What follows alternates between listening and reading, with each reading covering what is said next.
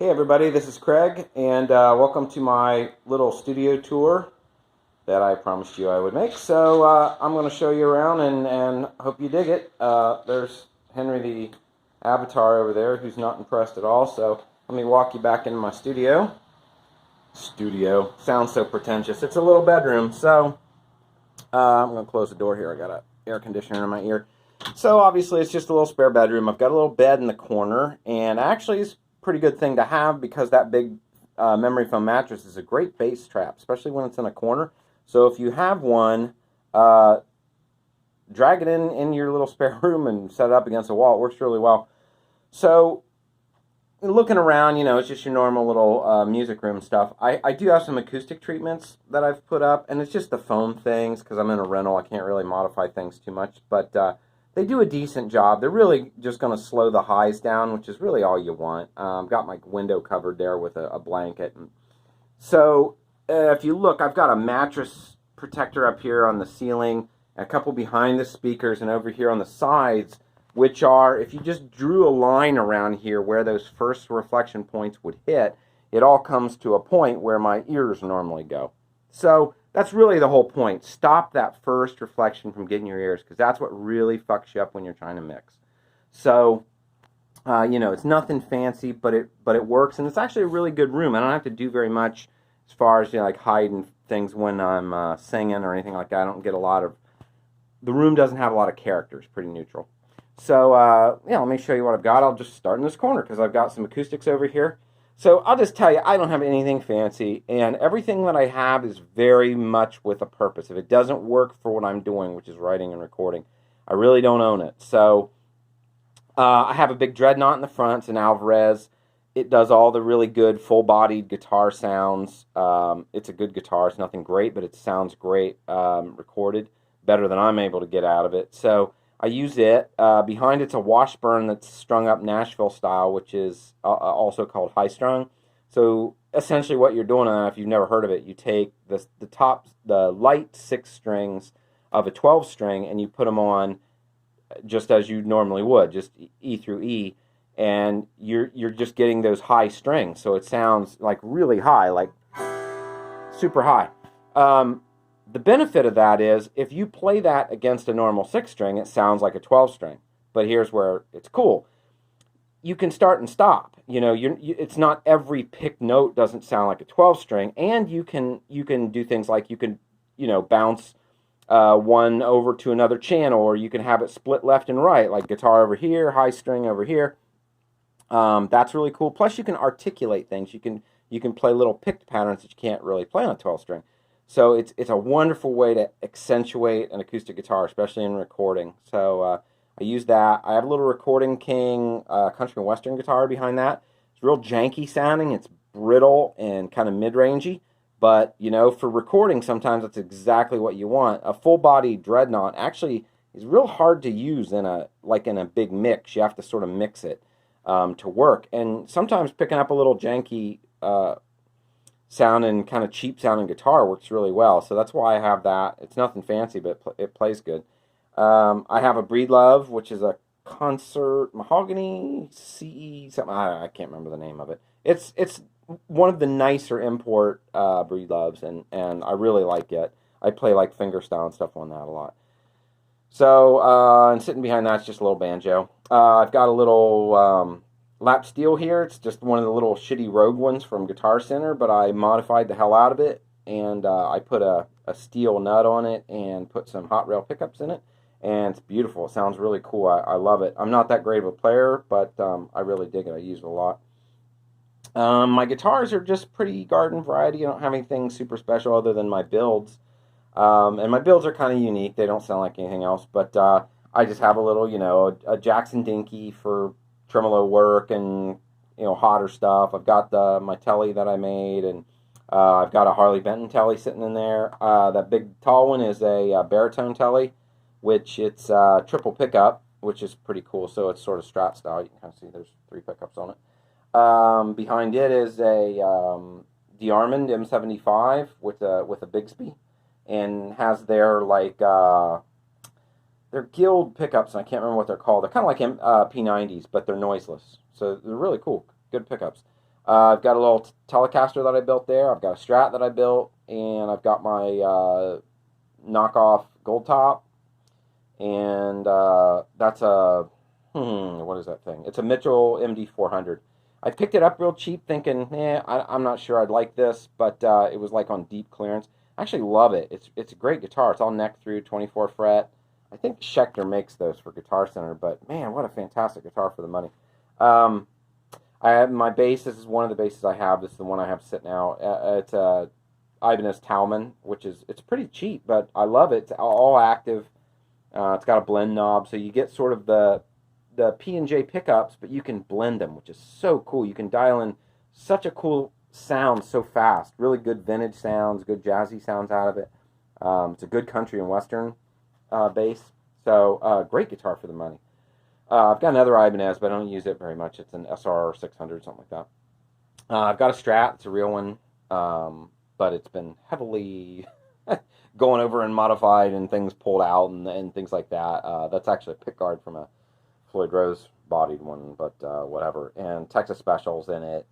And I've got the pickup wiring's very freaky and weird. But I use that a lot. That's a guitar I record with a lot. So, yeah, that's my guitar. It's nothing fancy. Just your normal stuff.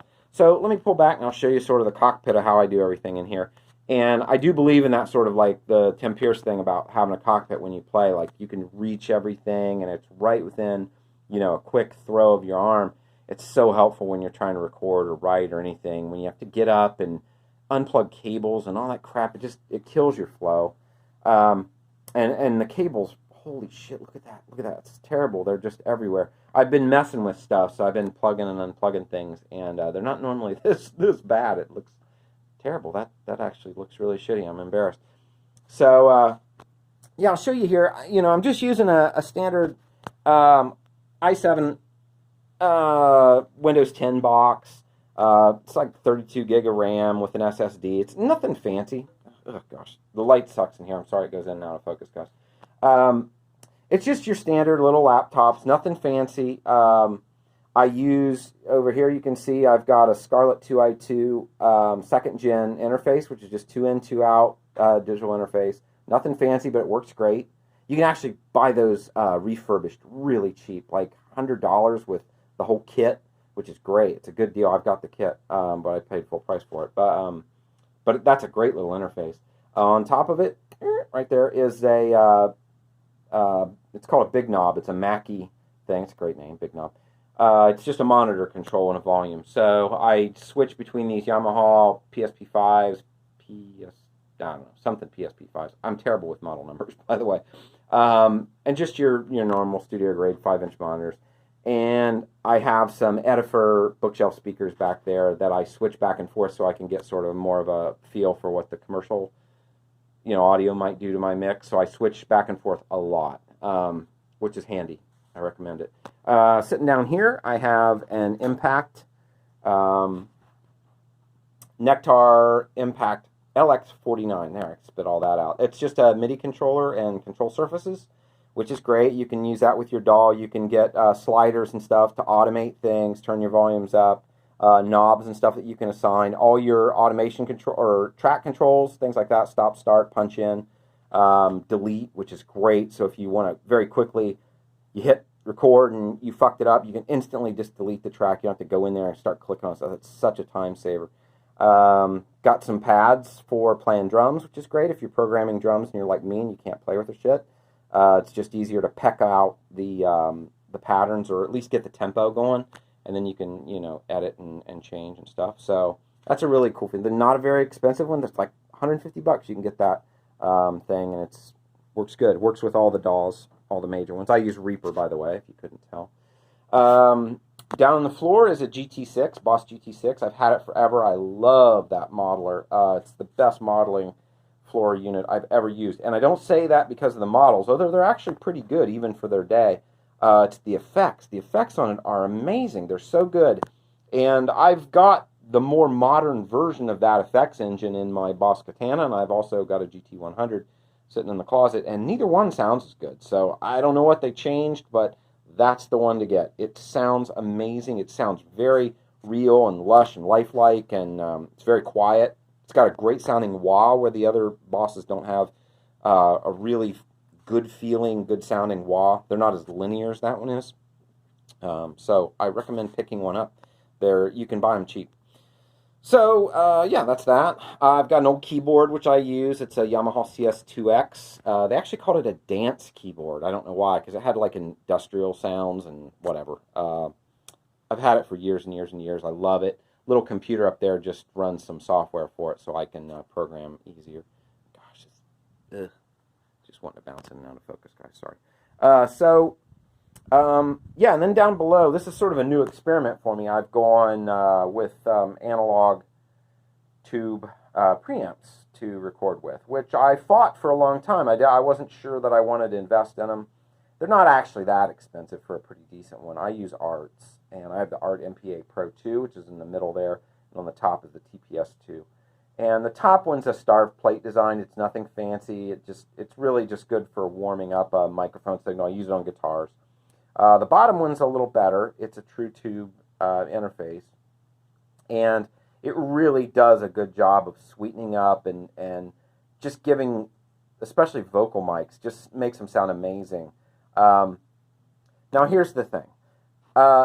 Does it do so much good that I can't get by without it? Absolutely not. So I'll say very quickly, I've A/B'd this with my old recordings and re-recorded and went back and compared, and using the same mics, the same voice, the same everything, I can get in the box 99% of what I can get out of these. It just takes a lot more time and fussing. That's all it is. That's all I've bought myself by buying them. I can pretty much plug in with these things, and I'm pretty much where I want to be on the recording. So and then it's so much easier to EQ once you're already there. You're not EQing on top of EQing. You know, that's all it is. So take my opinion for what it's worth, which is absolutely nothing. You can definitely get by without a preamp if you're miking and going straight into the box. If you want to record that way, just get a good mic, get a good interface, get your laptop, you're set. And actually, I think that's a good idea at first, to do that so that you learn how to tweak vocals, how to EQ them, how your plugins work, what you can get away with, that sort of thing. And you may find that you never even need more. For me, it was just, I wanted to see how much better they were. And what I found out was it buys me time, is all. And, what's that worth to you? To me, it's worth a lot. So, I'm not sorry, but you can definitely get by without them. So there's my 2 cents. I have a little power strip and VU meter up on top. I don't know why it needs a VU meter. I'm never loud in here. But down below there, I have a Yamaha line mixer, which is a MV something 202. And I just use that to give all of these signals a path into my interface, and that way I can mix them or send multiples or things like that. I'm just a one-man band, so I'm never mixing more than 2 or 3 things at once, ever. So if you need, if you had a drum set or you need a lot, you might want an 8 in, 8 out interface or patch bay or something like that. I can get away with a little line mixer just fine. Got my little headphones. There's my guitar stuff over there. So normally I have a Yamaha 1-watt all-tube head. It's like a 1980s model. It's an amazing sounding little booger. I picked it up used, and it's a great little amp. Awesome for recording, but it's blown up, and it's in the shop right now. So while that's in there, I am not using that bottom cabinet, which is an old crate cabinet, by the way. That's why it looks so half-assed, but it's got Laney 212s that I've kept around for years and years. I love Laney 12-inch speakers. They sound great. I think they sound better than Celestions. Yeah, I said it.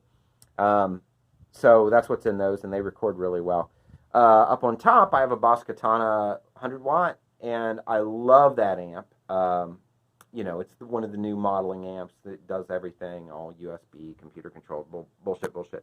Like a lot of modelers and stuff, it doesn't do everything perfect, but it does almost everything well enough to get away with it, and it does some things so good that I think they're actually better. Like, if you do a Roland jazz chorus through it, it sounds better than a Roland jazz chorus by a long shot. Or, something like AC 130 or something, they're kind of all over the map. It's hard to get 2 of them to sound the same. The AC 130 models on this thing sound great. So, you know, it is what it is. But I use it a lot. I record with it a lot. So, microphone-wise, sitting in there, that's just a little Samson CO1, nothing fancy, and a little Samson Q9 next to it.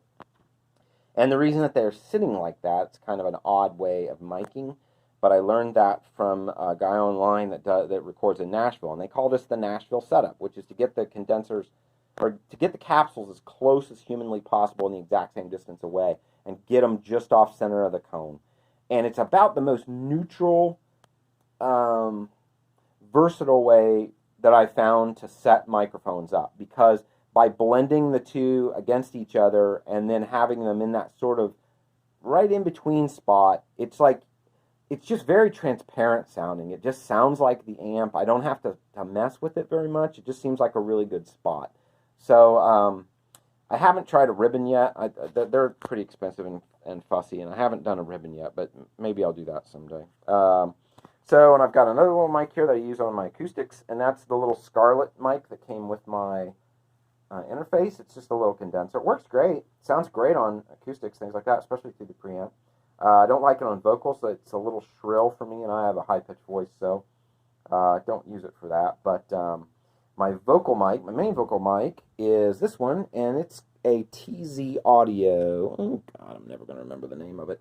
TZ Warm 40, I don't know, something like that. They were sort of a startup, and they were selling these things insanely cheap, like $148. They're supposed to be a Neumann killer or clone, whatever.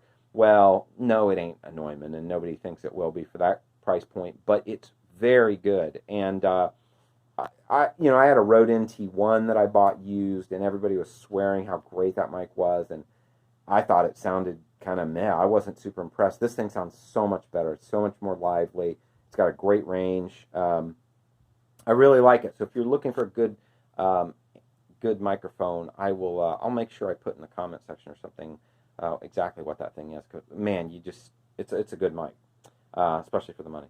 So yeah, that's my mic. And the only other thing, let's think, any other equipment I didn't mention back here. I've got a little interface back there. It's a Zoom R16, which is kind of like a digital recorder interface, whatever combo. It's a few years old. A buddy gave it to me, and it works great. I love it, but it's kind of redundant now. I don't use it that much, so I mostly use it to just take outside if I'm going to record some ideas or something. I'll jot some ideas down on it because it works as a remote recorder. It's even battery powered, so that's pretty cool. But yeah, that's my setup. I'll take you through the actual recording stuff on the DAW next time, and you can kind of see what I do. But knowing what feeds it and how things get in there is kind of important, and seeing the lay of the land a little bit. So maybe you got some ideas there, or know things you don't want to do, like mainly my decor. But I do have a Jimi Hendrix dog and an Alice Cooper cat, and I don't think you can beat that. So, and I've got my Porno Kings poster back there. That's the band I was in. So, yeah, that's my little studio. I hope you guys like it, and stay tuned. I'll do another video soon. See ya.